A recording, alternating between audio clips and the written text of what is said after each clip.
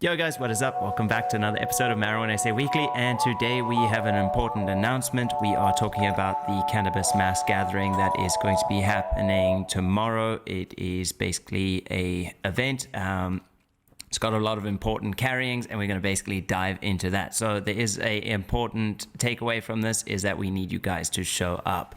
Dean, what can you tell me about the mass gathering happening? When and where is it? Cool. So we are going to be protesting in peacefully, unifying together. I believe there's two main points currently for the mass action. There's going to be a meeting point at the Union buildings in Pretoria, and then in Cape Town side where we're going to be meeting at 10 Darling Street, which is just a little bit away from Parliament in Cape Town, and this is all going to be taking place at 10 a.m. This Saturday, which is the 17th of September. And then also all the parties involved have called out for, if you are potentially anywhere else in South Africa and it's important to you as well, maybe reach out to your municipality and say that you would or organize for someone to be there, because apparently in order to hand over a memorandum on a Saturday, you do need to just inform the municipality so that they can appoint someone to receive it from you. But yeah, we are it's close to our hearts, and we are definitely going to be there this weekend. And like Andy said, we're calling out to everyone who's passionate and involved in the industry to please come out just for that hour on the weekend. Fantastic. Yeah, the plan of the day is basically just a short sort of event.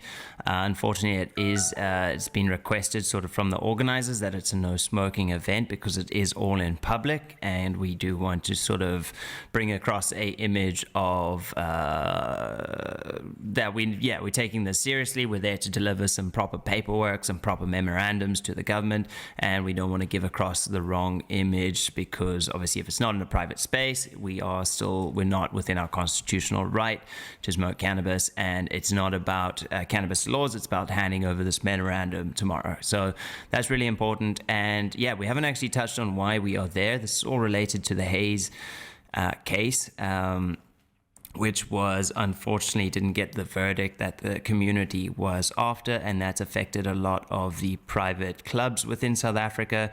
And we are going to delve into a little bit more in detail with some of the attorneys, SJF, Fields of Green, but unfortunately we've been banned on YouTube for 2 weeks, so we kind of missed a lot of opportunities to put out info. So from next week, we'll be giving you a little bit more of the T's and C's and the technical details on that. But speaking of the memorandum, Dean, I believe you've got the memorandum there, and you can read out just a couple points what we are asking of the Gavi. Yeah, so it's not just about sort of the private spaces. There's a couple other parts of the memorandum. So I'm just going to actually literally jump right in and give us a reading of the 6 bullet points related to this memorandum. So first point, cannabis legislation and legal regulation necessary to unlock the industry and change lives is disjointed, unfocused, and taking too long. There's still no solutions for especially the rural and legacy farmers within South Africa. The president has stated he's interested to support these communities, but we haven't seen any action from government, and this has resulted in a policy vacuum. We urgently need this industry to come online for job creation and to bolster our economy. The government does not seem to recognize that the opportunity cost outweighs any perpetuated harms associated with cannabis use. The master plan process that was developed without public consultation doesn't serve the community as a whole. To allow reasonable trade in cannabis as a constitutional right for people who do not have access to private spaces. That's a massive one for us. And I suppose one of the biggest ones as well is for the government to stop, and the police to stop arresting people for low harm or victimless crimes.